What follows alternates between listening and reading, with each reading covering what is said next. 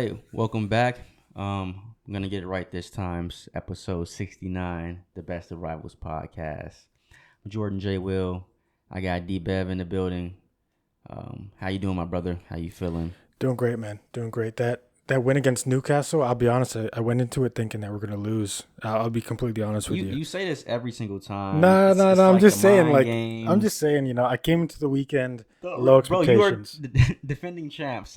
There is no scenario where you guys are gonna go. No in Bernardo, no. no Kevin, no Stones, no Ake. Come on, bro.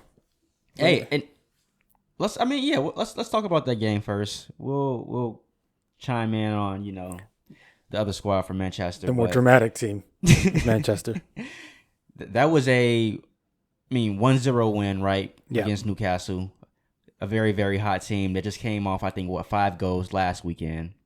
Yeah, you're right. Right. So you come in expecting and you're worried why I'm not. You're worried why I'm nervous. No, I get what you're saying. I see why you said it, but at the end of the day, you are the defending champ. So say it again. I didn't quite hear you. Whatever, bro. But no, like you said, you're down and out. Missing pivotal players. Yeah. A key player I mentioned last weekend on the episode with KDB. Yep. Not having him and needing somebody to step into that spot, right? To be that guy. And we also mentioned another name. I made a big fuss about it because I feel like for the past 3 to 4 years, he hasn't been getting his proper due. He's been forgotten.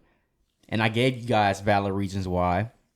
But I was like, if you let this kid shine, he can show you, what he's capable of. Yeah. And if I'm not mistaken, was it 7 created chances in one game alone? You're the stats man, Jay. I believe you. I do believe you on that. He had the assist to Alvarez, right? Yeah. But Phil effing Foden, I'm watching my language. I promise you, everybody, I'm watching it. Phil effing Foden. Yeah. Magnificent, bro. Please talk to me. Talk to me, D. What's good, bro? So you look at the lineup, right? And the lineup says that he's playing on the right wing, but when you actually watch the game, he's tucking inside, bro. And when he's in the middle of the pitch, he receives the ball from Rodri or Kovacic, and then he turns. Bro, he's one of the best in the world at that. Yeah. When he turns and he just drives at defenders, he's just the best in the world. It's incredible what he's doing. And, Pep was real smart, right? Pep knows that his lineups are all, wishy-washy, and it'll say a guy's on the right wing, but he's really playing center and all this stuff. The reality is, in a lot of ways, the way Pep was talking about Phil after the game, like, oh my God, he's so great, blah, blah, blah, blah, blah. Bro, he's not a left winger. So why, I feel like he's been so restricted out there for so long. And now that Grealish has come in, he, like you said last year's season, his playing time is diminished a little bit. Yeah. But now, KDB's out for until about February. So, what do? You play that man in the middle. You show that he's one of the best attacking midfielders on the planet. And we keep it moving, bro. I'm the biggest Phil Foden fan. So, it's good to see. It's good to see. It's good to see, but I just want consistency. And I told you this from the beginning. We shouldn't be seeing flashes here and there. Like Jamal Musiala, Jude, Pedri, all these people, bro. Saka. Yep. They get to show us every single weekend, in and out, that they're, top young boys in the world, whatever you want to call them, right? Yep. Every single weekend. We don't get to see that with Phil Foden. Yeah. It's every other weekend. It's, if someone's not healthy, they're all, Pep's frustrated. He's mad at him in training or in practice. That's when Phil Foden steps up. But it's not. Yeah, so it's a consistency of playing time that we want to see, not necessarily. Yeah. Because, skill level wise, there's no reason why Phil Foden should be not on the pitch in the starting 11. I agree. There's no reason why. Not even skill, effort level too. That's a player that plays both ends, runs for 90 minutes. So yes, there's no 100%. reason why he shouldn't be. But he's not the only special young boy over there at Man City right now. I am very jealous, man. Yeah. I think people don't give Pep credit. That guy's eye for talent is just different. He's done a great job in terms of like identifying. Yes. This player doesn't need to play every week, but he would be a great addition. And I think you're talking about the main man, Alvarez. 100%. You know, it's weird because they brought up a stat that besides Haaland, he obviously scored the most goals for us last season, but it didn't feel like that because he comes off the bench most games. He's getting overshadowed right now. He's getting overshadowed. The reality is, bro, and I said this last season, he starts for Man United. He starts for Arsenal. He starts for Chelsea. He now starts for Tottenham. Obviously, Kane was there before. He starts for Liverpool. What team does he not start as center forward for? Maybe you could say Newcastle with Isak and Wilson. So in my opinion, he starts clearly on 18 out of the 20 teams in the Premier League. And we have him as a guy who we bought for about 17 million. You guys have him like people need to understand this. These are like the levels. Yeah. You know, especially with a champion like Man City. I'm giving you guys your credit right now because I'm watching greatness. I'm watching, you know, legends, mastery. Yeah. You know, those type of people at play right now. And, you know what you do is it's just marvelous, bro. It's absolutely marvelous, and a lot of teams can't do that. No, you about to say something? No, go ahead. No, a lot of teams can't do that. And then you got, you know, Julian Alvarez on your B team essentially. Yeah. And Man United's biggest problem is we clearly see that we have no B team. One player goes out, it goes. Bro, and it's terrible. Imagine a game with no Casemiro. Imagine a game with no Onana. Imagine a game with no Martinez. These things would destroy you. Bro. If we have no midfield, but if Bruno Fernandes went out, I can't even explain. You see what I'm saying? So like KDB went out, you guys just essentially moved Foden over. It's almost like, oh yeah, KDB's gone. No worries. Yes. You know? Now the reality is, I looked at our bench yesterday, and it was probably the worst bench I've seen us have in years. And I think Pep's going to change that. Well, I think, yeah. I mean, we're talking about Paqueta. We're talking about Jeremy Doku, winger. What's going on with the Paqueta deal? That's not falling through, right? They said it might be falling through. He played today, actually. Okay. Based on what I saw today, yeah. As good as he is, I don't want him. He's just he's almost Bruno-esque in terms of like how he whines and complains and just jumps over. Okay. But really talented player. But here's the thing. We don't really need a player in that position. Bernardo, Phil, Alvarez plays kind of behind Haaland as well. We have enough midfielders. Kovacic was fantastic, by the way, on Saturday. Rodri's always there. Calvin Phillips is lurking if we ever need him. Yeah. You know?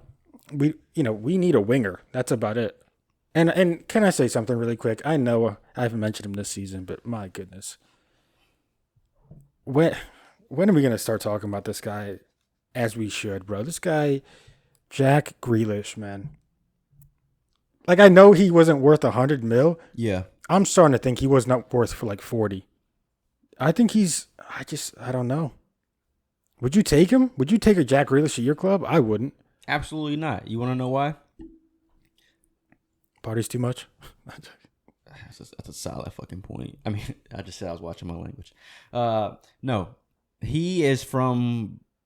I told you that there's a group of players in that English football team that I don't like because I feel like they're living off of.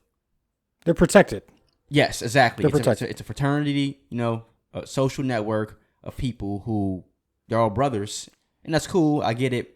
But when football comes into play, and I'm looking at skill set and what you're bringing me in on Sunday, Tuesday, Friday, whatever it is, and you're not performing, you shouldn't be on the pitch, right? And the media doesn't really call it out as much as they should. They never call it out. I mean, I know you're going to say. I mean, obviously, I think Grealish is in that category, right? There's one on my club. Mason Mount. Yes, Mason Mount. Boom, there you go, right there. I would not take Jack Grealish because we have Mason Mount, and I think this is a perfect transition to what we just witnessed. why are we back in the same predicament, the same scenario that we've been in for the past 5 to 6 years? Did last season not just happen? Did we not just clinch a Champions League berth? Finish out as the third best team in the Prem. We get a title, but then we have a game like we just had against the Spurs. 2 games. I mean, the Wolves game was worse. The Wolves game. A win is a win, though. I'm not that guy. Like, yeah, there are negatives with a win, but like, I'm taking that dub. I'm taking those 3 points, right? We clearly saw in that game as well that we lacked a presence when it came to like scoring goals. Yep. Right? We saw that clear as day. Everyone saw that, right? But I told you, I was like, I'm not really banking on, 50 goals from United Forest this season for us to win a title. Like, I think it's going to be gritty. I told you, right? But watching that game against the Spurs, first off, I'm gonna let you ask me whatever you want to ask me, but I gotta vent because I haven't vented in a minute. It's time for the session. Who do I start with, D? Who do I have the luxury of just letting have it? We call it constructive criticism over here. You right? Because they are from my club, so okay. I can't be a hater, but it's constructive criticism. Defensively, that's I think that back 4+ keeper, I think they're kind of off limits. Yes. So I'm not worried about them. Well, I mean, Martinez wasn't your best game. You had some, but I mean, come on. Right, exactly. Well, they're not the problem. They're not the problem. It's funny. We're on the same page. They're not the problem. I think you know what. Let me start in that midfield. Let hold on. You coming for Casemiro right now? Let me start in that midfield, please. He's backtracking on Casemiro. So we let go Fred, right? Fred's out of here, Mr. Workhorse, and we talked about it before. Fred was not the reason why Man United was struggling so badly. He played a part, but he wasn't the reason why, right? Yeah. And then we bring in Mason Mount. Brother. Every time you say his name. What's going on? I need to know. I feel like if you guys have seen Space Jam with Michael Jordan and the Monstars come down and they take Charles Barkley's, powers, Muggsy Bogues, all those guys. They take the powers away. I feel like that's what's happened to Mason Mount right now. Because the guy is, I don't know what I'm seeing on the pitch at this point. It is bad. You don't have any type of cohesion with the squad right now. You're trying to create, you're trying to do things, but it's like you're forcing it. You're not letting it come to you, and then you have too much pressure on you. And I'm sorry, but like I said, this is that fraternity with the English club, right? There is no reason why Mason Mount should have the number 7 club at Man United. 7 shirt. Yeah, I agree. I mean, yeah. My no, you're good, bro. 7 shirt, bro. I'm ranting. I thought you're good. I thought about it. I'm like, why is he wearing the Ronaldo shirt? Why is he wearing number 7? Cristiano Ronaldo's kit. Why is he wearing that? I think it's incredible that come on, bro. The club can be ran so bad at this point. But here's the thing. It's piss poor. And wait, I'm not done. I was going to go to Mason Mount. Go ahead. Quickly. Please respond. Please go. Here's the thing. If you guys got him for 25 mil, I don't think you'd be having this issue, right? You'd be like, you know what, 25 mil, good player. It is what it is, right? It is what. The word that I want to just like introduce to this podcast is expectation. Yes. The reality is, Mason Mount, if you get him for 25, 30 mil, the expectation is much lower. And as a result, the pressure is much lower. Yes. This guy, Mason Mount, for 60 million, when on the other side of the pitch, James Maddison for 40, it makes no sense, Jay. And here's the thing. You replaced Eriksen with Mount. Eriksen's much better than Mount at a lot of things. It's just not running. So if you're telling me all you did was, hey, instead of Eriksen, we're going to take all the strengths away, and your weakness, which was running, we're now going to add that in. That's what you get with Mason Mount. He's a workhorse. He looks the part, but I don't think there's any substance to his game. And I've said that for a long, long time. And by the way, he's had some really great accomplishments in his career. He's had some really good spells in his career. He's had some great goals, some great assists. But generally speaking, game after game, I look at that guy and I say, he's gone a lot further with his career than his talent dictates. Much like Raheem Sterling, he's got much further in his career than his talent dictates. It's those types of players where they're so unpredictable. It's like the aura around Mason Mount is, oh my God, England international, this and that, like you're just saying. And that's what it is. He is Mason Mount is when you look in the textbook, it's a picture of him as a professional footballer.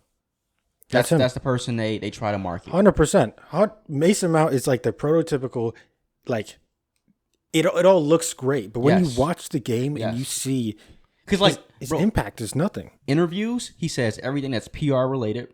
It's appropriate, nothing crazy, by the lines, in the book. It's the prototypical pro footballer. So a team and a club like Man United, in the state we're in, they're all about branding. It's always about branding. So Harry Maguire, even though he came and he was kind of promising at that point, kind of hot as a center back, we all knew that there was no reason why he should been the most expensive center back in Premier League history at that point. You're making a great point.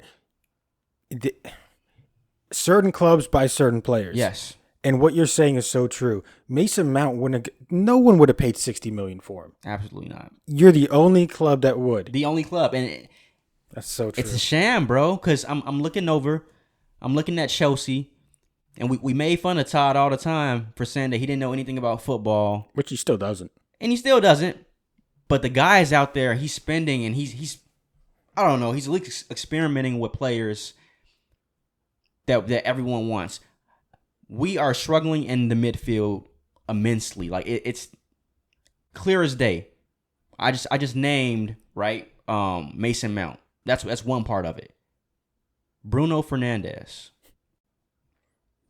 Everyone knows how I feel about Bruno. I've been quiet. I've been sitting in the back. He's gotten his captain badge, which is crazy. It's still crazy. Gotten his captain badge. Everyone's applauding him. I'm just sitting. I'm not gonna be a Debbie Downer. I'm not gonna hate. But I'm gonna watch, and I gotta see results, right? Yeah. So when we say that Kevin De Bruyne, Luka Modric, whoever it is, these center fielders, midfielders, that he's put in the same conversations as, right? Cut it out, please, dead it, because consistency is a thing. Yeah, and those two. Every weekend, I can count on them getting me something. Like, they're going to go out there and ball out. You know what I'm talking about, right, D? Come on, bro. It goes back to the word expectations, bro. That guy has too many games where it's like he's out there and he's a ghost. He's out there, he's throwing a fit. He's out there, he's complaining about the refs. Bro, we just won last weekend off a very questionable call. Yeah. As a United fan, we all know that could have been a PK. Of course, are they going to call it? Probably not. It could have been. It should have been. You feel me? Like, come on, bro. And we're crying about the refs not giving us a potential handball that they're not going to call. Bro, you're our leader. You're our captain. Act like it, bro. But that kills me. That just shows the state. That just shows the state of where Manchester United is at, right? Kills me, bro. Listen. And the reality is, it was a handball on what was it, Romero? I think it was a handball. You guys should have got a penalty. But it's those sort of moments where you're looking for your leader, be like, hey, forget about it, on to the next play. Keep moving. It's the mentality. You can't harp on things that happened in the past. And here's the thing, if you're a captain, sure, you're going to be talking to the ref the majority of the game. I get it. But it's the life's unfair. It's like the hands get thrown up, and it's just everything about him. Imagine being his teammate, bro. It's my bro. I couldn't even imagine it, right? That's why I know why Cristiano left. We talked. Me and Cristiano talked. We had a discussion and everything, right? That's the real reason he left. It wasn't Ten Hag. It was Bruno. And then Casemiro, bro. I love my Schweinsteiger take. You remember that one, right? Oh, because I think it's gonna age like fine wine. I really do. You don't want it to, but.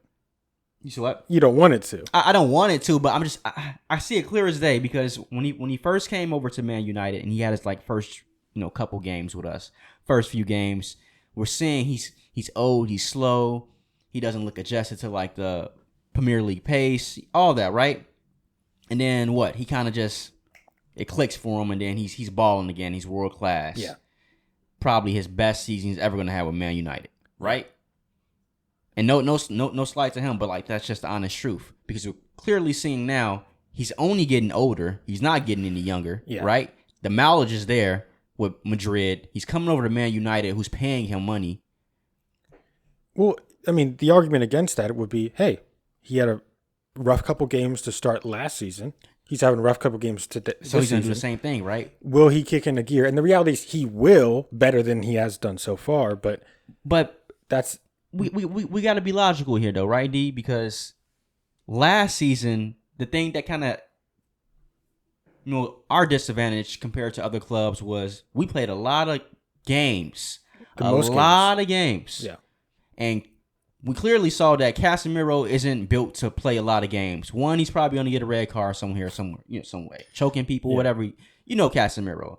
He kind of crazy sometimes. Yeah. And then two, he's old. And his style of play, his body isn't built for that. Yeah. He's a defensive midfielder that comes in, he's trying to take off your neck. So you know who we need right now? Amrabat. Thank you. Please get it done. And I'm sorry, I'm fed up. I'm fed up because we on a high road. We won 1-0. I'm talking my smack. I'm saying we gonna win not Champions League, the Premier League title. We're gonna do it, right? Okay. And then I'm telling you, they watched the podcast. So Ten Hag was watching before, right? When he was making all these moves, we seeing it. But then somebody else was watching too, because I was talking bad about him, and he decided to make a power move. Who was that? And it slowed down everything for us. Who? Harry Maguire, bro. The dude doesn't want to leave. Okay. And that slowed down every single thing. When he said, Agreed. I'm not leaving, West Ham, we never talked. We never agreed on personal terms. Bro, Well, that's the thing. It's a domino effect. Let's be real, guys. We can look at Manchester United being incompetent. The reality is, again, you never should have signed Maguire for that much money for that longer period of time. Yeah. But here's the reality.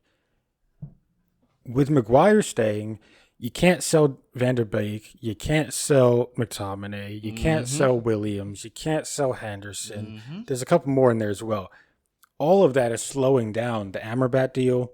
Yep. A potential center back in Pavard. Yep, not coming anymore now. And it has nothing to do with you guys want him, and you just need the money from sales, and you don't have the money from sales. And he is so comfortable and content. And why wouldn't he be? It's Man United. And who does this remind you of?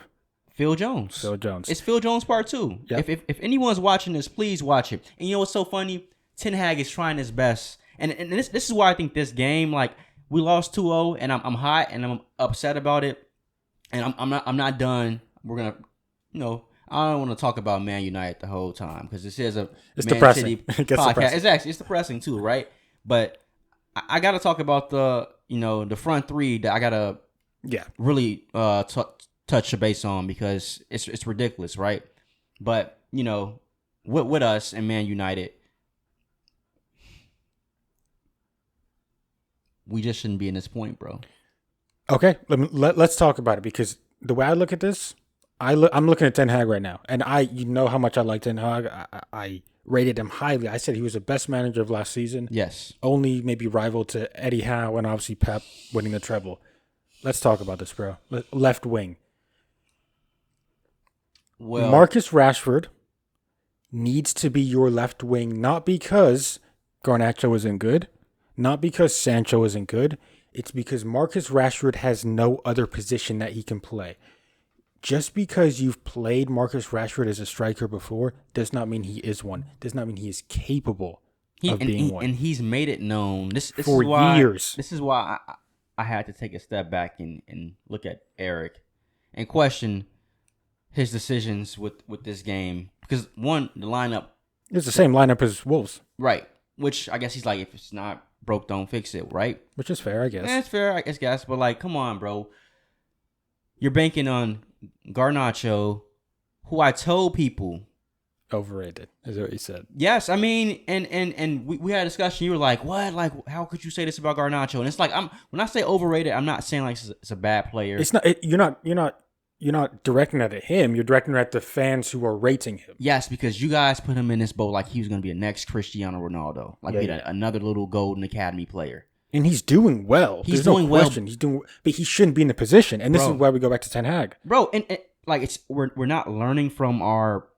It's not even our past. This is kind of current too. Mason Greenwood, another academy player who came up in the ranks, 18, 19 years old, banging in goals. And you give him the reins saying he's going to be next up, right? Yeah. And when what happens? Well, I mean, yeah. And right. You're right. Not they're two completely different scenarios, but they also, you get what I'm saying. When you give a kid the reins too early, to me, it goes to their head. And I'm watching him play. He plays just like Anthony to me. So let's use that point. Let's use that point. You just said, you know, giving the reins to the young players too early. Yes. What did we just talk about Phil Foden? The whole reason why Phil Foden has been criticized is because Pep isn't giving him the reins too early. Pep is Pep, and right? this might be why Pep is Pep, right? So we kind of just have to trust that. And you're right. But at the same time, let's go back to Ten Hag. Sure, last season, Garnacho was the only hope. At that, no. Like, bro, I am so lost because, like, what if I'm not watching it? If I'm not seeing it, please tune in and tell me. But I'm watching Garnacho play. What does he have, folks? He's explosive, and I've seen explosive players. Yeah, Zaha's an explosive player. Like, there are so many explosive players, bro. But like the game itself, you got to slow it down. It's art. It's finesse. It's composure. Yeah. You know what I mean? Yeah. He does not have that. The guy is he's north and south. He has to learn that. The reality is, it looks like he's playing. No, I'm sorry. I get that, but sometimes if you ain't got it, you will never learn it, right? No, that's not fair, Jay. Bro, Jay, that's not okay. Listen, I agree. I do agree. Yes, that comes natural, right? But natural, trust baby. me. There's a lot of players that are like that, though. That are. Let's be honest. Garnacho, his nature is very selfish. Yes, it's. And that's my point. That's not bad. That's not necessarily bad, Jay. Jay, your favorite player. Cristiano. Jay, your favorite player. Everyone can't be Cristiano Ronaldo. Everyone can't be Cristiano, and that's why I want him to understand right now, because I know that's your idol. You're from Argentina. He's going against.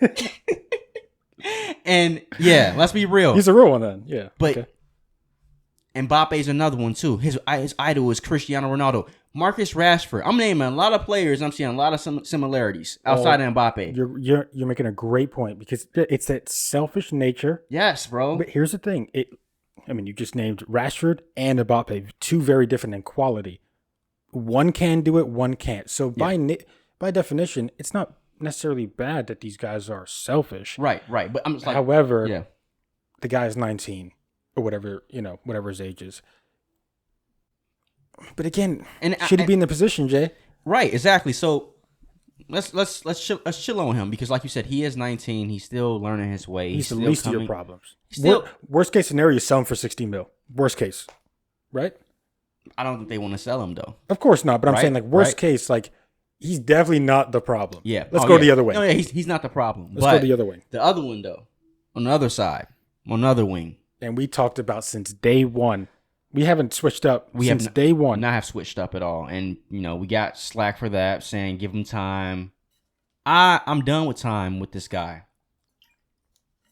When some people just think they're better than what they really are. And I'm not one to say don't have confidence in yourself. Don't try to achieve, the best possible, case for yourself. They need to believe in themselves because no one else will, type of thing. That's fine. Understood.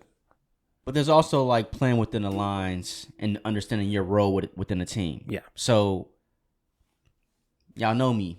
Basketball, football, it's 1-on-1, right? I love Draymond Green solely because of this. Because I don't like Draymond Green. Like, the player, all that, right? What he brings. It's not my type of, I don't like it. But he understands one thing. He knows his role. Draymond isn't a shooter. Draymond isn't trying to create his own shot. Draymond isn't trying to, run down a break and hit an open three. He's not trying to pad his stats. No. He is a defensive floor general that can get in your mind. Yeah. And he wins rings. Yeah. And he's going to the Hall of Fame. Now look at Anthony compare that to Anthony. It's like that's literally the opposite. Thinks he's like, he thinks he's the guy. He thinks he's Neymar, Messi, and Cristiano Ronaldo combined into one. If you're going to Manchester United, I get it. That first season might be rough. He's had 2 months to work on his right foot. Yes. He's had 2 months. Now, I get it. The reality is, how old is he? 20-something? He said that's how many years he's had to work on his right foot. 22, 23, something like that. Listen, bro. He's in that young range. He's young. He's young, and that's why people aren't giving him too much stick. But the reality is, bro, that's a player who's never gonna change. That player right there, Anthony, is exactly who he is and exactly who he will be for the rest of the time. He's arrogant. He's cocky. Sure, it looks like he's working hard at times, but he's petulant more so than anything else. His left foot, so I get it. His left foot's great, but what does Ten Hag see in him? I'm very curious, D. This is the issue. Me. 85 million is disgusting. It's disgraceful that they paid that much. While Cody Gakpo was 30 million at the time. Cody Gakpo is 1,000 times better than Anthony. That name, bro. That still breaks my heart. Isn't it crazy? To this day, that breaks my heart. We're talking about a guy who could play striker, left, right, and a number 10 / number 8. And then you went from a really flexible player for 30 million to the most one-dimensional player of all time for 85. Disgraceful. But here's the thing. Do we blame Anthony? Do we blame Garnacho? Or do we blame Ten Hag? As great as we thought he was last season, do we have to blame him? And let's look at it. Let's look at it. E, I love you, baby. I love you. E.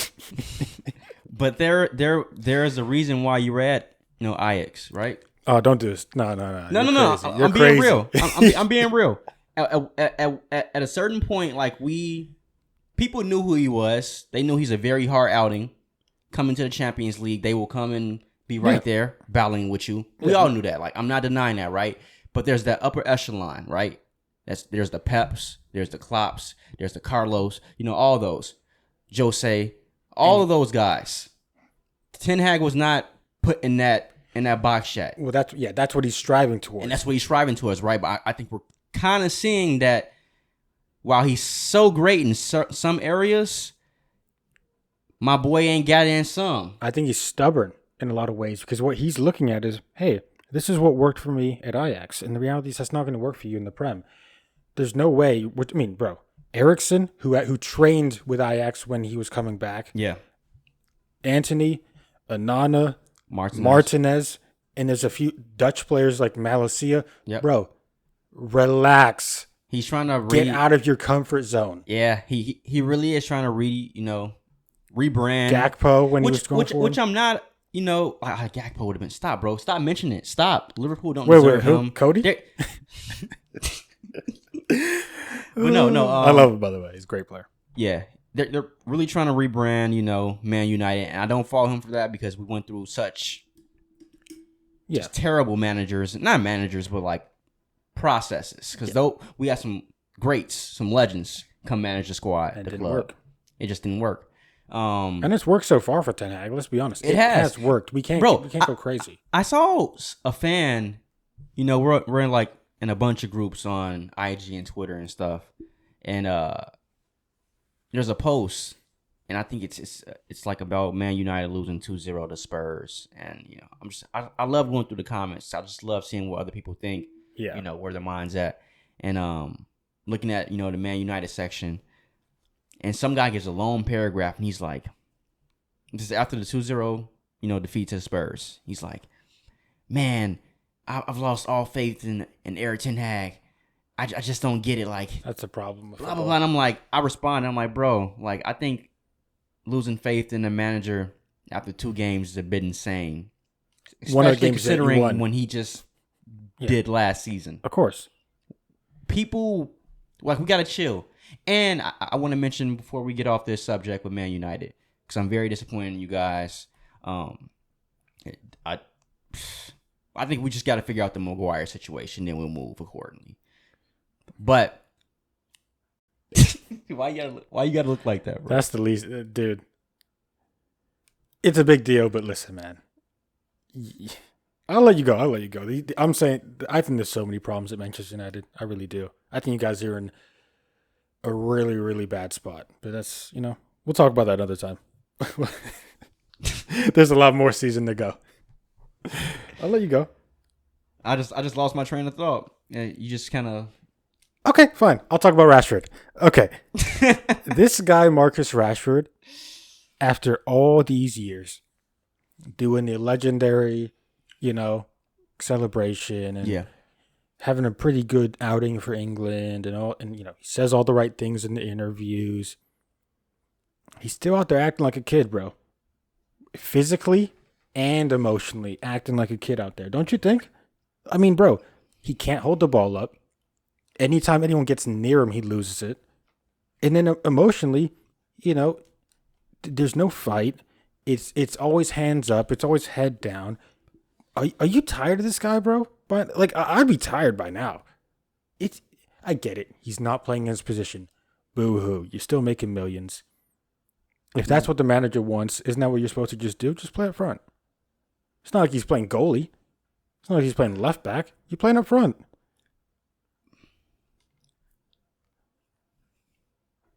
We're in the worst position that you can possibly be in with a player of like Marcus Rashford's caliber.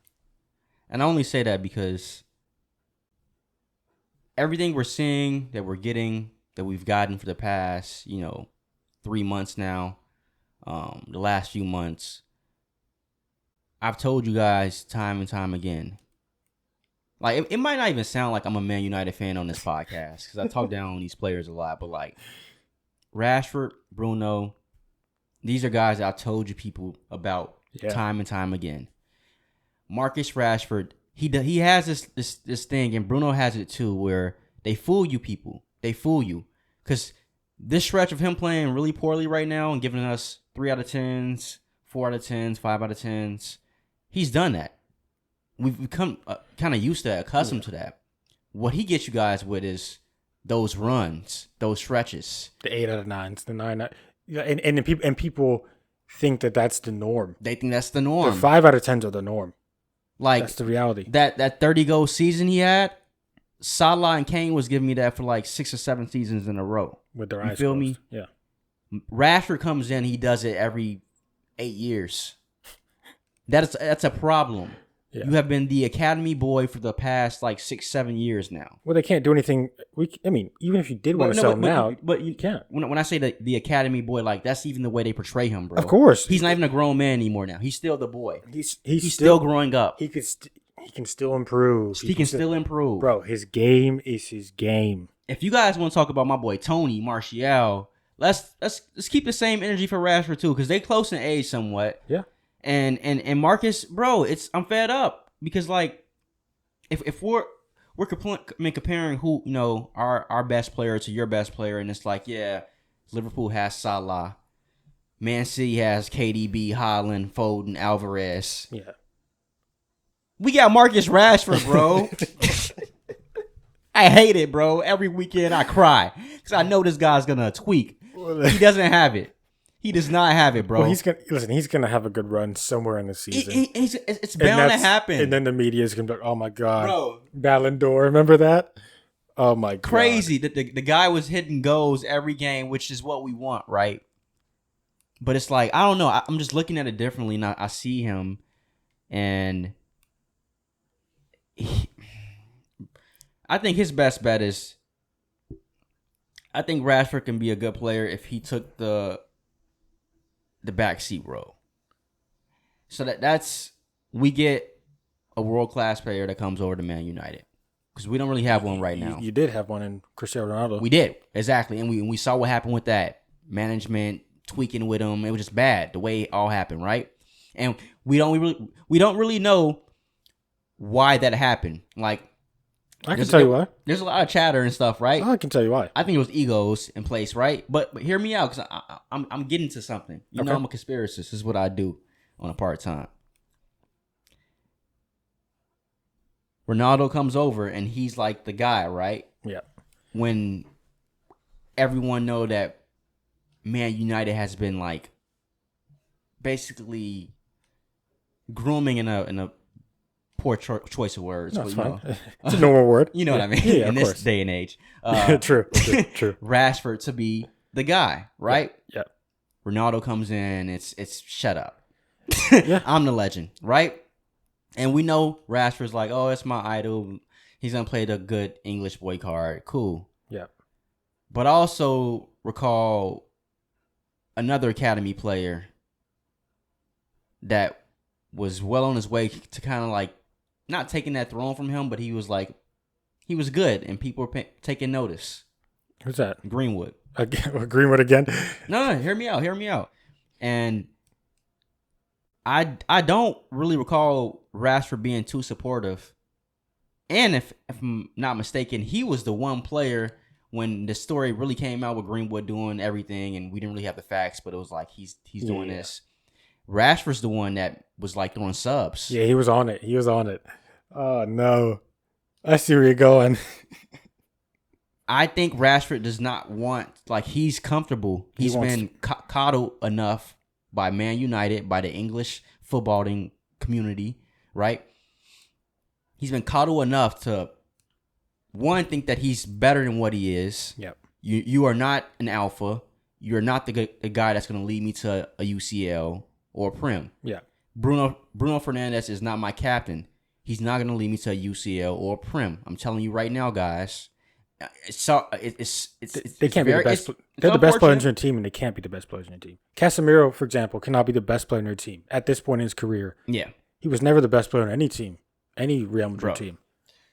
So yeah, I'm over Rashford, and I mean, at this point, I know nothing's gonna happen because there's so much tied into him. Oh yeah, so much invested, bro. So he's gonna retire with the club. 100%. They just, I mean, if I'm not mistaken, they just resigned for like $400,000 a week. Who's gonna take that? The only option you had was PSG, and that's over now. I don't know, bro. I don't know, bro. Like, you just gotta get used to the guy. But bro, I mean, I'll tell you exactly why Marcus Rashford doesn't work well with others, especially in the front line. Yeah. As I've said before, he's a left winger. That is his only position. Yeah. But on top of that, he's not a left winger that serves your striker. He's a left winger that is selfish, requires the ball at a certain place, at a certain time. And if he does not get that, he's an okay player. That's true. So, you talk about off the pitch stuff. He's not doing anything for his striker on the pitch. This is the problem with the whole Rasmus Højlund. Sure, Rashford goes to his position, left wing. Højlund goes up front. Yeah. Where's the service to Højlund? Anthony can't pass. Plus, he has no idea what he's doing. Rashford refuses to pass. You think Højlund's going to get service? Yeah, okay. I think that, I'll be honest, Jay. I think when I said that you guys weren't going to get top four, I wasn't saying it as like, oh, you guys aren't. Bro, City, Liverpool, even though we can talk about them, I think they have some issues. Arsenal, in my opinion, have improved from last year. You're mentioning Chelsea. I'm not even mentioning Chelsea. I think Newcastle's going to be in there for sure. Tottenham had a good game, yesterday. Bro, Brighton looks better with an additional 100 million in the bank, 200 million in the bank. Aston Villa looks better than you guys going forward. Jay, you guys are in the mud. I'll be honest. Well, you guys are in the mud. So, before we end it with us, I mean, this is just bad. It's bad because I don't think anyone was expecting, this defeat like that, 2-0. Yeah. Right. It's not the defeat though, Jay. It's a performance. Yeah. That's what we're talking about. But let's not be surprised here, folks, because I just realized something. Yeah, I don't know if get the Glazers out of here. Who's the new CEO of operations for it's this new guy. Murta? No, he's not new. No. I can't. I think it starts with an R. Whoever this guy's name is. Arnold. It is Arnold. Something. Yeah. Yes. Get him out of here. You want to know why? These fools don't seem to understand that in the midfield, at least with me, that's like the point guard, right? Yeah. That's like the general. They see everything that opens up the floor, the pitch, the creativity comes into play. We have not had anything like that since Paul Scholes and Ryan Giggs. Yeah. No, you're making a great point. And we tried to make Wayne Rooney that. because he was kind of all over the place. A cam, a winger, whatever, right? But we've never really had that. And we've never tried to upgrade that position at all. So you've seen over the years, you add in Bruno Fernandes, who's not a true midfielder. Like, let's be real, people. I don't know what position he is, to be honest. Thank you. He is not like he's sort of like if you were playing an 11-on-11, he's just a guy that roams around. Yes. Sometimes he's here, sometimes he's there. Yes. The whole point is you cannot build your team around that guy. So it kills me because like this is how numbers can be, deceiving. The guy he creates just like KDB, probably if not more. Gets assists and all that, right? But that's high usage, bro. And just like you said, he roams around the pitch. So when you have the ball, but you're turning over the ball more than that. How is that any beneficial and efficient? It's not, folks. Like, come on, he's not. Like, you hate your team. Well, I just don't think we're like when we face Madrid, City, all these teams, bro. You're gonna clearly see the levels. Like, enough of us. Give some shouts to the Spurs. I was going to say, we have to give them credit at some point. Basuma, Madison. Bro, come on, can we talk about Basuma? Bro. Hold on, Jay. This all goes back to all this stuff, right? When we talk about expectation, $35 million for Basuma, $60 million for Mount. How is that possible, Jay? I know the answer, but like, isn't it crazy? Because it's deep. It's deep. Yeah, it's. I mean, bro. Like, and I mean, even the whole Caicedo thing. You guys were going for Caicedo early. Moises Caicedo is the prime player that's what we need at Man United. Yeah, exactly where Mount would be. That's where he would be. Like, come on, bro. What Bruno Fernandes isn't doing, Moises is gonna do for me. What Casemiro is kind of lacking on sometimes, Moises is gonna do that. He's got the legs for Casemiro. Yeah, you feel me? Mason Mount isn't doing any of that. You got him because he's a best friend with Luke Shaw and Harry Maguire. You padding the ego. We know what you're doing, bro. And you know what's so crazy? If you guys had real leadership, and we've already seen how poor your leadership is over the last few years, let alone the last few weeks. If you guys had real leadership, if Mason Mount required the number 7 to sign for you guys, I'd be like, no. You don't deserve number 7. Earn the number 7. But guess what? He just takes number 7. Now he looks like a clown running around. Bro, when I say expectations, the $60 million was a lot. Now he's adding even more. Dude, we could talk about you guys forever, but let's go back to Spurs, right? Because absolutely, they 100% do deserve credit. The new manager, Postecoglou, he's got them playing. Hey, say it again for me. Postecoglou. Pasta. Coglu. Yep. Australian guy. I'm gonna get there. He's not gonna get there, fellas. When I look at him as a manager, I don't really know too much about him. They're saying he's gonna play a progressive style of football, yada yada yada. Yeah. What I've realized with Tottenham, and we'll go back to the word expectation, I always thought that like Tottenham were trying to win and that they were just falling short. What I'm now realizing that Tottenham as a club as well as a fan base, they don't care about winning. Or at least they shouldn't.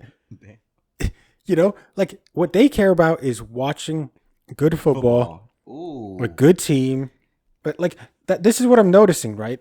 And you guys have had Mourinho, Conte. These are 2 serial winners. You can say whatever you want about them. Yep. Serial winners. But the fans, as well as the club hierarchy, they didn't like the football.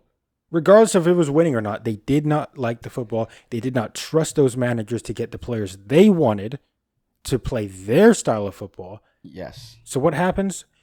You remove the winners. You bring in this guy who also, I believe, won some stuff in the Scottish League. But, he comes in, happy-go-lucky, plays players in their positions, no trouble, good with media, good with the fans, says the right things. That is the guy you want. And he's going to get you anywhere from 8th to probably 5th this season. And it's going to be great football. You guys they play great football against you guys. Well, I mean, and what's funny is we outplayed them the first half, 100%. Yeah. We had them. They still played well, but you guys outplayed them. And that's another thing, too. Bro, the amount of chances that we miss. Oh, you're still back to Manchester United. I mean, we're gonna go. I just want to touch. I forgot to talk about it. Jay, Did you see the one with Bruno, the header? You saw that one, right? Oh, I saw it. I mean, listen, I can't say much. My headers are horrendous, but my God, he's professional. Yeah, he's professional, Jay. And by the way, that's the same player who the next play will throw up his hands if Garnacho doesn't make the right pass. Exactly. So, start yelling at Antony. That's the type of player. But no. I mean, going back to Spurs though. No, let's go back to Manchester. Let's go back to Man U.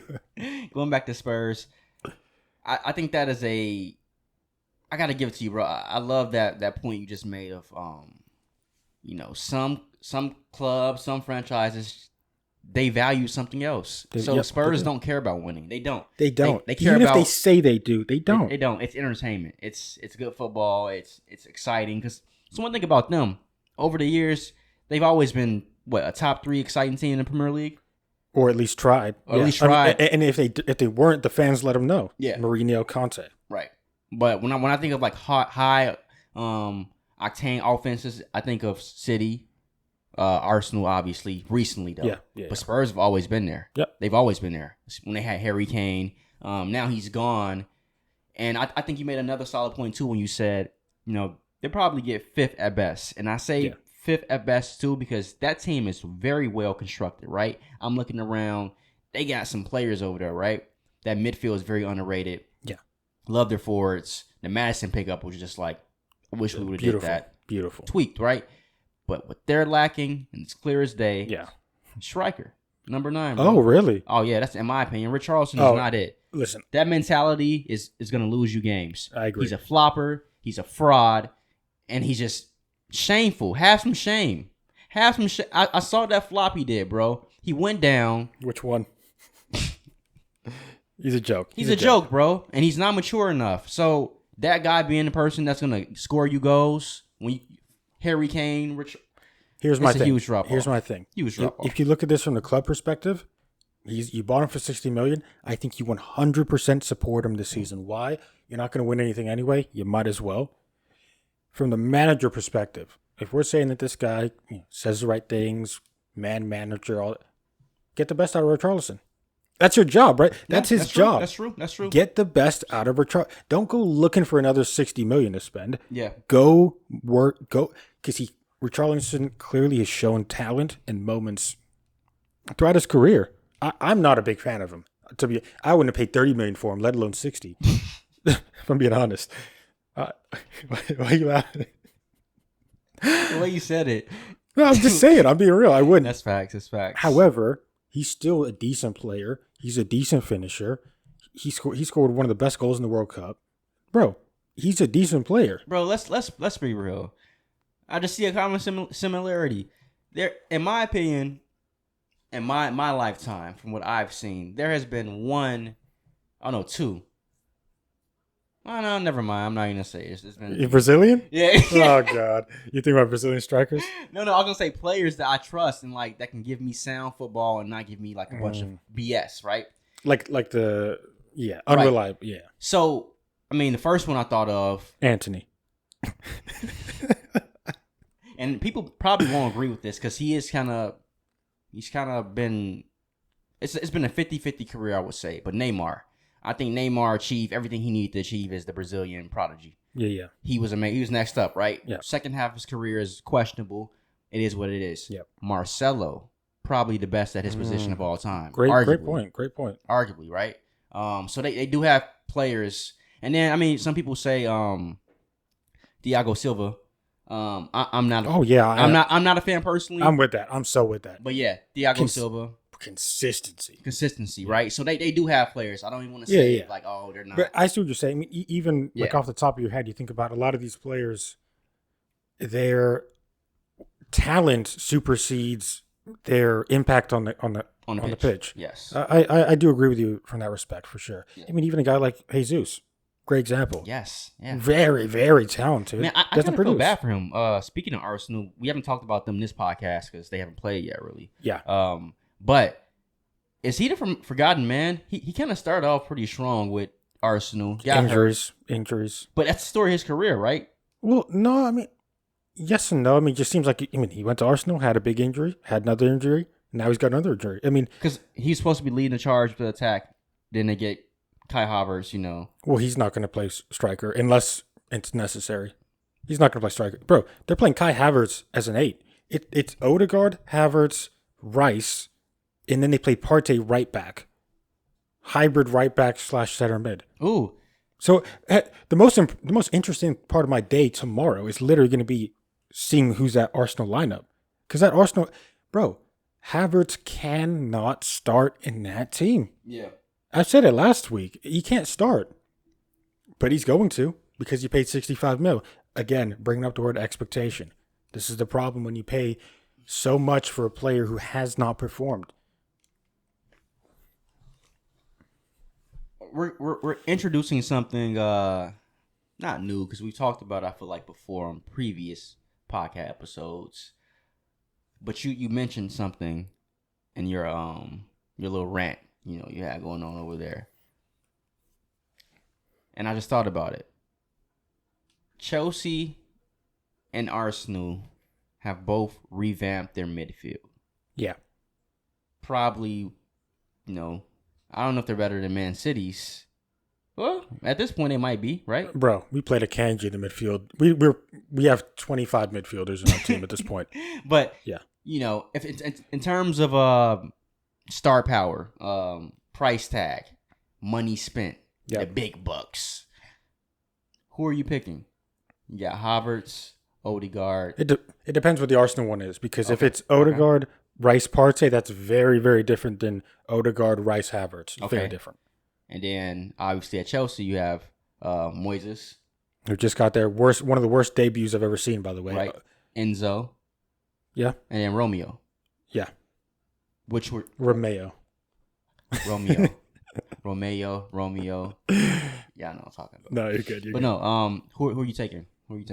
I mean, it's no question. I'm taking Arsenal's. I mean, if it's Partey, Rice, Odegaard, I'm taking... I mean, when I say that's not even a question, I mean, here's my thing, Jay, and I actually calculated it. I think I was in the shower or something. Bro, I was thinking about this. Chelsea have spent £280 million on those 3 players. Yeah. A lot of bread. We're talking about a guy who most people didn't even know before the World Cup. Let's be honest here. And Enzo? Okay. We're talking about a guy who nobody knew before last season, Moises Caicedo. And we're talking about a guy who I only knew from last season. Sorry, from 2 seasons ago, which is Lavia. And the only reason I know is because he was playing in Carabao Cup games for us. Yeah.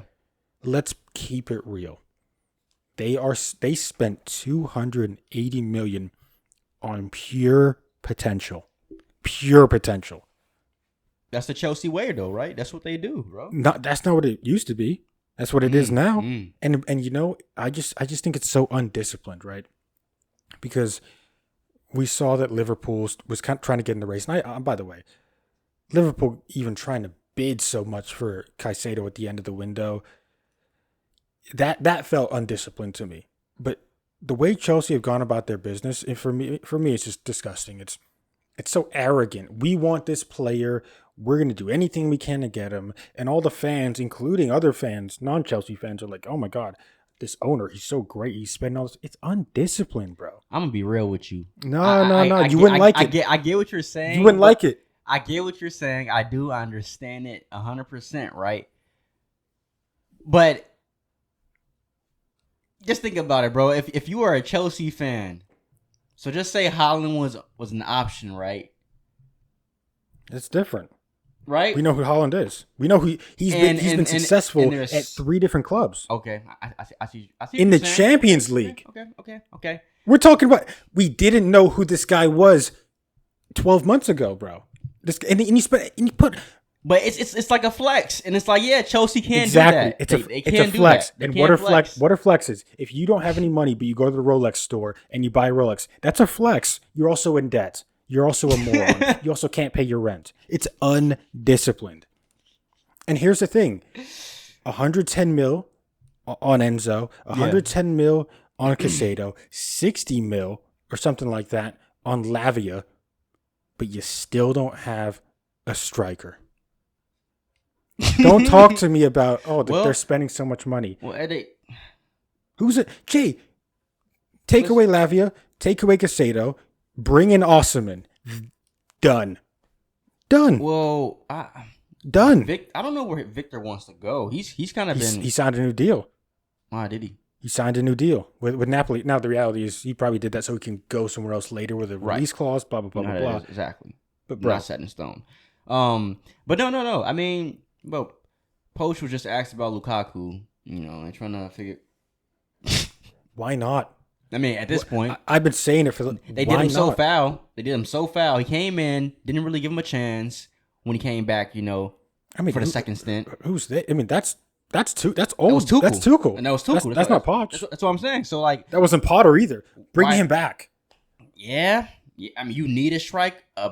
It makes sense, bro. It makes so much sense. They bought bro. I don't understand how people are still defending Bowley. I don't get it. So yeah, I mean, to finish it up real quick, we really do need to take a segment like with the podcast and go down the line of every transfer that Chelsea has acquired the past year or so? Year and a half. And do the numbers and the math.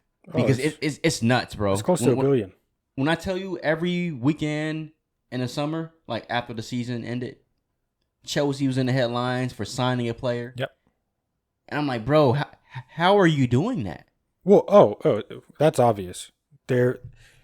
Long story short, the way it works is for financial fair play for you not to get regulated by financial fair play, you have to show a certain amount of profits. Okay. For accounting purposes, selling amount because he was an academy player, pure profit. Selling Loftus-Cheek, pure. So there's trust me, their outgoings have been fantastic. Yeah. That's one thing you can look at Bowley at and be like, yo, you're selling players. Havertz. Selling players for big money. Yes. Big money.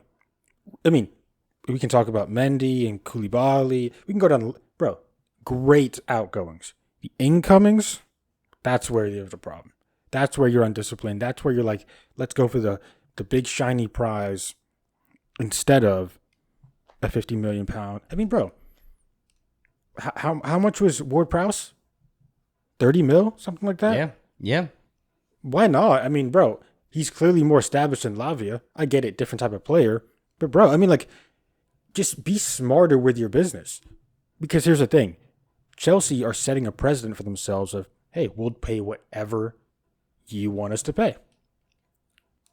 You don't think that teams are going to be like, okay, here's my player. For you, I'll sell him for 50. But for Chelsea, I'll sell him for 80. Of course, you're going to keep paying more, which means you have to keep selling players in order to not get regulated by financial fair play. So, I mean, that's the other club I would say in the Prem that's not afraid to spend that ridiculous price tag besides Man United. Chelsea's right there too. Yeah. They don't care. They don't care at all. They will spend it. They will see. Like, Chelsea is so, I think, bent on. It's an arms race right now, bro. Because like Man City is OP. And then you have Arsenal trying to replicate that in their own different way, just buying players that don't make any sense, right? The Rice one was ridiculous. Right. The Havertz one was ridiculous. And then you have Chelsea, who they don't even have a identity. They don't. So they're really banking on this 100 mil, buy for this player is going to be the steal of the century that we somehow happen to get. Which is ridiculous. It's ridiculous. And listen, you know how much I love Casado. I talked about him so much last season. Bro, he's literally not in shape. He came on today. Yeah. He's 100-something mil. They've been trying to work the deal the entire summer. And listen how much he respects your club.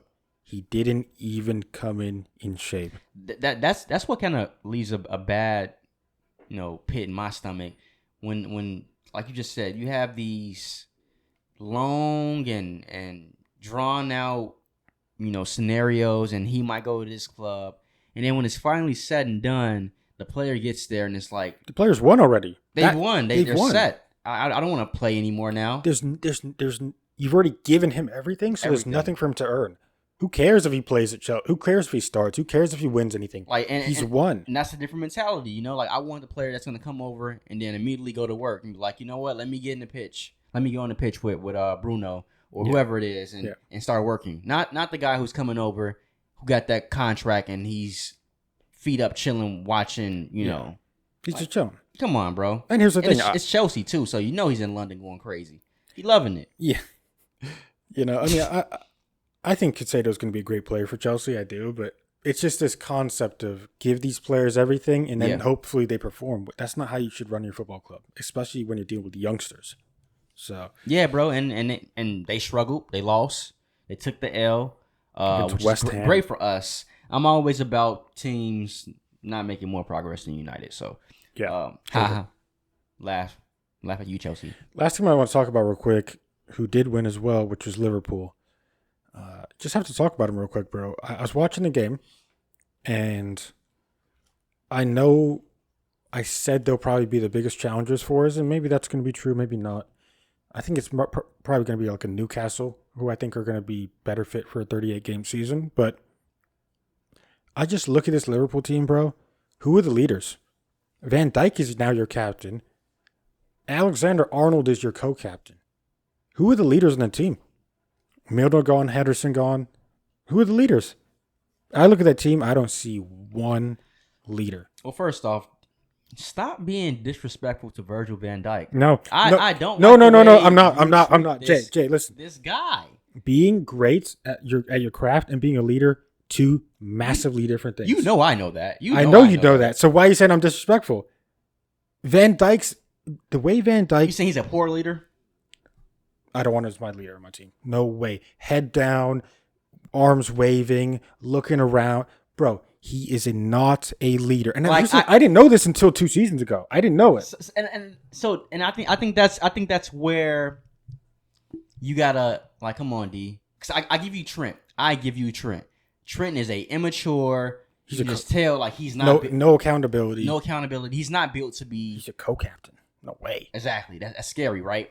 Virgil, on the other hand, this is why I disagree, because watching him throughout his career and just seeing the respect that he got from his teammates, not even being quote unquote captain at that time. I'm pretty sure it was Jordan Henderson. Like, Hendo was that guy. But they look to Virgil like, bro, one, you're the leader of this defense in this back line. Yeah. You getting us together. And now I'm looking at the national team. He was also that leader and that guy too.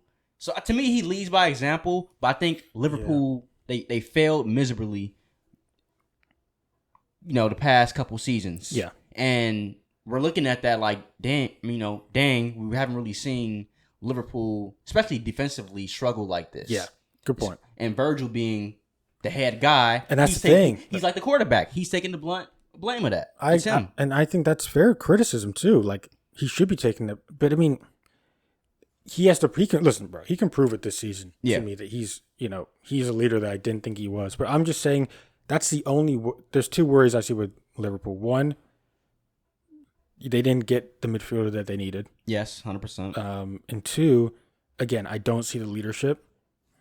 They could prove me wrong with that. You know what I mean? Yeah. But I mean, so from what I'm seeing so far, Man City is Man City. Like, I'm fed up. And maybe the day when you're not Man City anymore is when Pep isn't the manager. I don't know. But it's not looking too good because they just look hot. Like, you guys are. We were just talking about it before the podcast, before we started filming. They are the most hungry team in the Prem. Which should not happen. And that should not happen. The defending champs, the most hungry. Like, what? Doesn't make any sense. Exactly. But then I'm looking around and, Man United, bro, like. Back on Man United. I mean, there are levels, bro, and I can honestly say,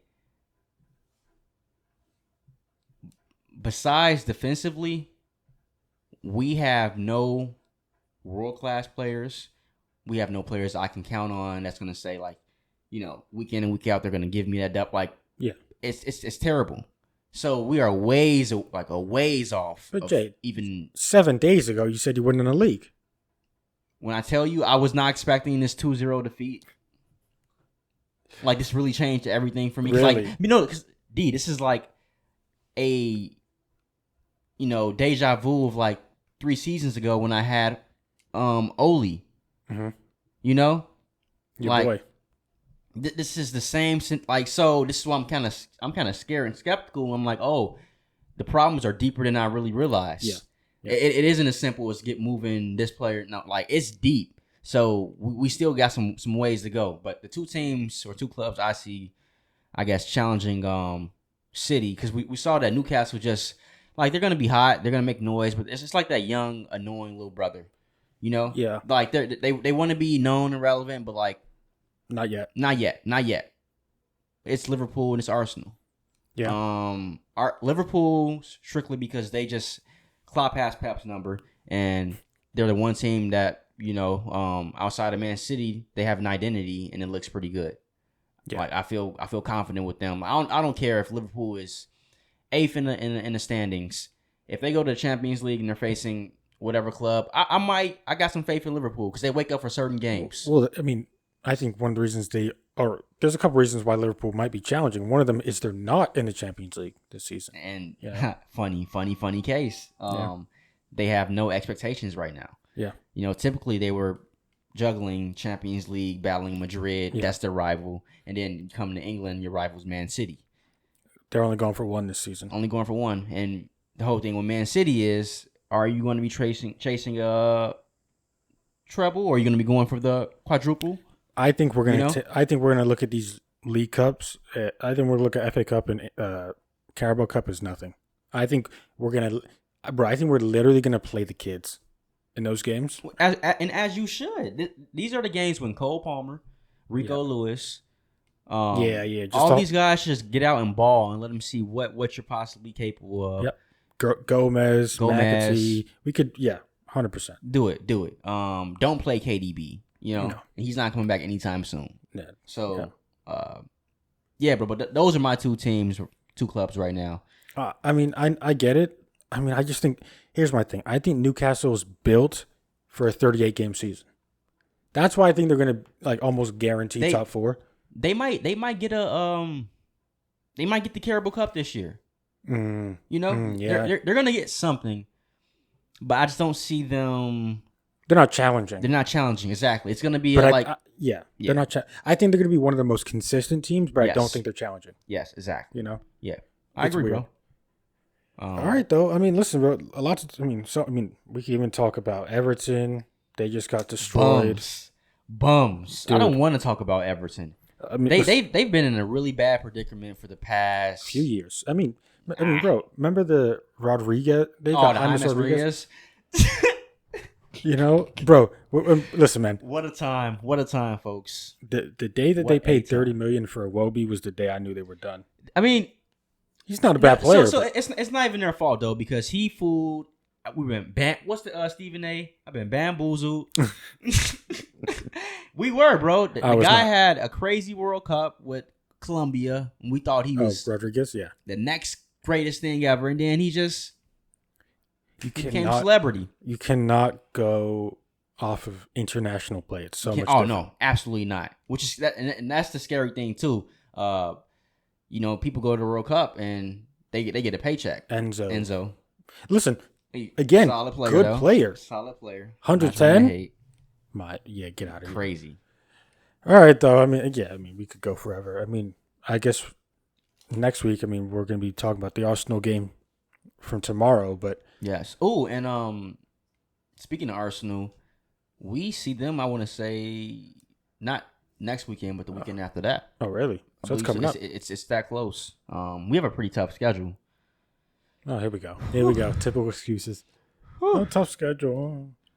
I learn from the master. What, me? Yeah, low key. When he does. Hey, I'm not gonna lie, bro. Watch it. Y'all listen. He downplay everything. I was so nervous. Newcastle was gonna kill us. Do I really? I probably sound like such an idiot when I say stuff like that. I'm like, oh my god, I really didn't think we were gonna win. We're the best team in the world. Phil Foden has a master class. It's out there. Yeah, You're good. It's funny though because when it's a 1-0 for that long, bro, like you have to understand, I'm stressed. Oh yeah. I'm stressed. Yeah. If it's not 2-0, I'm stressed. If it's not 3-0, like once it's 3-0, I'm chilling.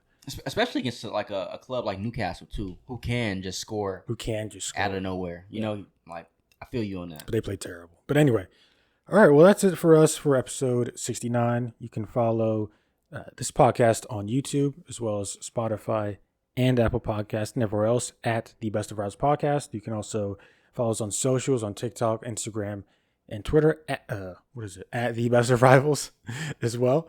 For myself, Jay, this beautiful shirt, by the way. You know what's funny? I was watching the Community Shield. Was it? Yeah. Was it Community Shield? And I'm like, that kit is beautiful, bro. I copped it on the spot. It's so nice. Funny you mentioned kits. I'm about to grab the white. The Bruno. Can we talk? Okay. Bruno in the back. Can we talk about that kit real quick? We haven't talked about it. Yes. The kit's beautiful. Oh. However, Ooh. you cannot tell me that doesn't look like Liverpool. That looks like OG Liverpool. Well, this is my thing with the whole kits for like the past 6-7 years now. The new ones they've been dropping. Yeah. They're all rip-offs of other different clubs. Like I've seen ones I think with like City that looks like Man United or vice versa too. And then like Real Madrid had like it's crazy, bro. Everyone's biting colors now. The colors are getting crazy. It's stupid. Like no one's sticking to their original color anymore. We have like a third kit, bro. It looks so stupid. You are right though. It does look like the white Liverpool, right? It looks beautiful, but it does look like the white and red from Liverpool. It does. And don't you guys have like a green? Yeah, which is foul. Yeah, disgusting. It looks like it's like checkered, little nasty. And you guys have the white. Yeah, you guys have the white and black check. So it's the white one, right? But then there's two versions of it. One is like the colors, it's like the numbers. Yep. It's like a solid black, right? But then the other one's like solid black in the front, and then it's like red in the back. Yeah. I'm grabbing. You know who I'm grabbing. Okay. I'll let the listeners and viewers. Decide on so you're supporting the Glazers.